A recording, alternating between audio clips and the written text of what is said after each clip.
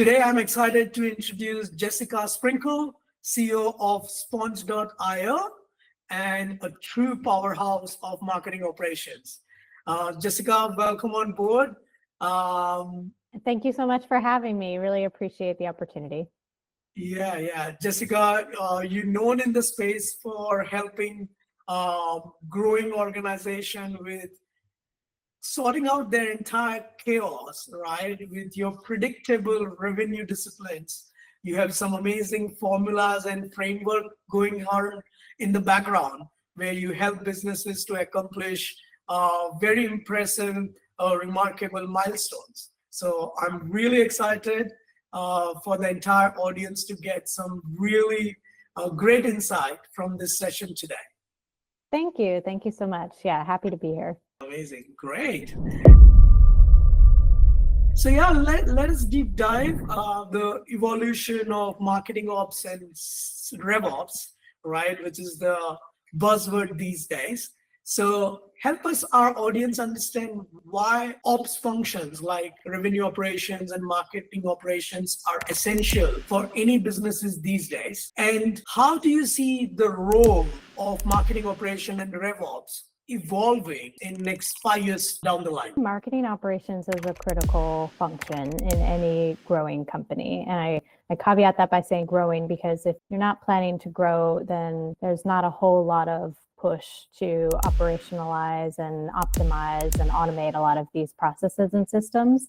Marketing operations, sales operations, even customer success operations kind of gelling together under this revenue operations framework. And more marketing operations folks are being strategic leaders. If they are smart, I do think they are proactively trying to become a part of that conversation, to drive budget decisions, to drive what those annual plans should look like. So in the next 5 years, I do think that will continue to happen. As we all know, CMOs are still, there's a spectrum of like a very creative, brand-oriented CMO versus a very analytical, demand gen-driven CMO. But I do think if you are a company that has a chief revenue officer, that is their role, to be on the analytical side of the spectrum.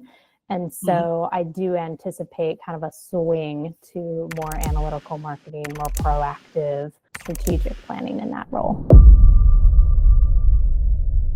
We have seen people heading sales. We have seen people heading marketing. Are you seeing a lot of transitions for businesses to have that central C-level exec who's responsible combinedly for marketing as well as sales initiative? To have a more centralized operation. So you have your sales ops folks, marketing ops folks. There was a company that we just worked with doing a huge Salesforce migration project where they had 3 different Marketos, a HubSpot, an Eloqua, getting those all onto one Marketo org. They had 4 different Salesforce orgs. Marketing was not really a stakeholder. It was very sales driven. And about 6 months into the project, team internally to be like, oh wait, actually marketing does need a seat at the table because they're kind of a critical component of Salesforce, which is seen as the sales tool. Like there is an art to sales. There is an art to great marketing, but you do also need the analytics person in the room who is driving process, who is driving consistency. While you work with a lot of different organizations, what are the best practices would you recommend to ensure there is always a cohesive and alignment between these functions? They always say like when things are going well, it hides a lot of sins and everybody's happy. But as soon as revenue is not going well, marketing is the punching bag. Marketing gets resentful. Nobody's following up on the leads. The salespeople are lazy. For a marketer, especially if you're not that analytical CMO, if you're more creative minded, to just kind of like take a secondary seat. What is the solution or how can we move forward? But I do think the more we can take charge around what's going on, I think better it will serve us in the long run.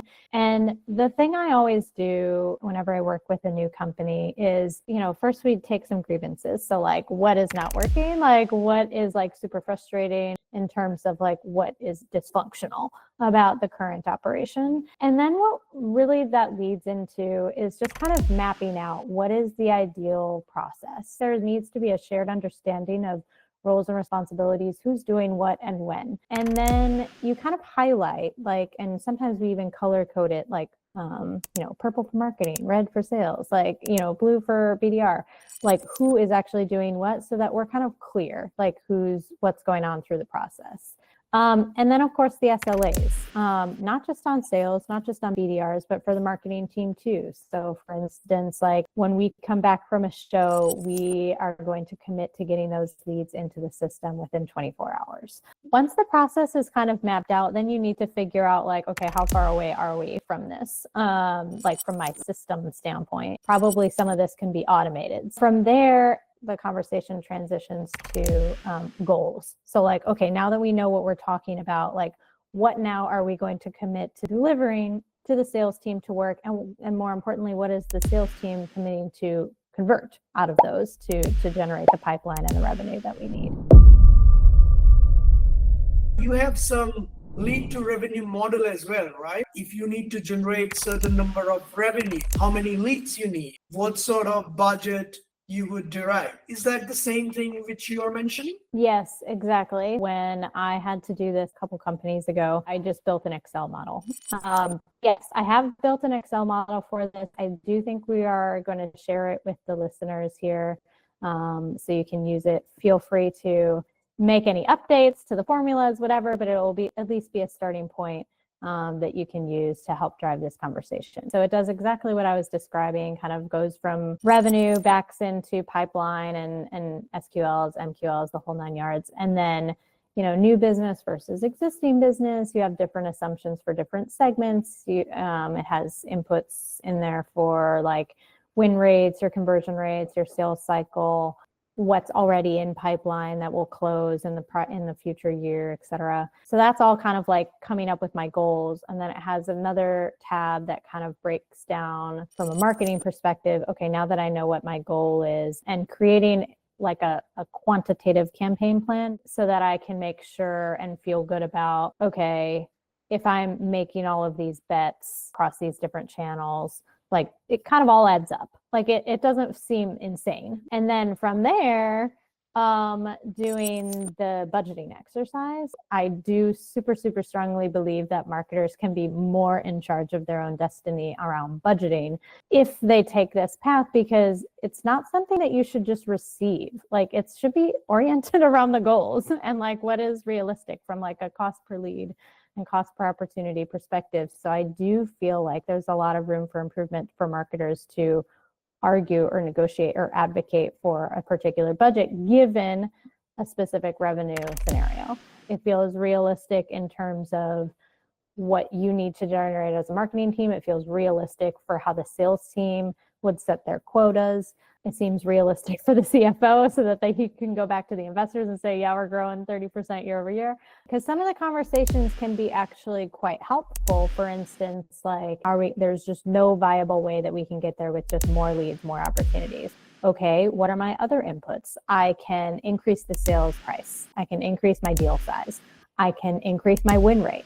But like, we're all on the same page with like, there's only so many levers that we can pull. And so we got to pull some to figure out how this revenue plan is actually going to work. Great. Jessica, really, really appreciate for such an amazing, informative session. Some great tips. And I'm sure that pushes my thoughts to kind of get you again on the call, maybe going more deep into your lead revenue model, because that's still two things strikes still, and it's going to stay for long. One is your lead to revenue model, and second, the way you articulated that entire process to bring that alignment between sales, marketing, and customer success teams. These two things has been very, very informative for me personally. Really appreciate your contribution.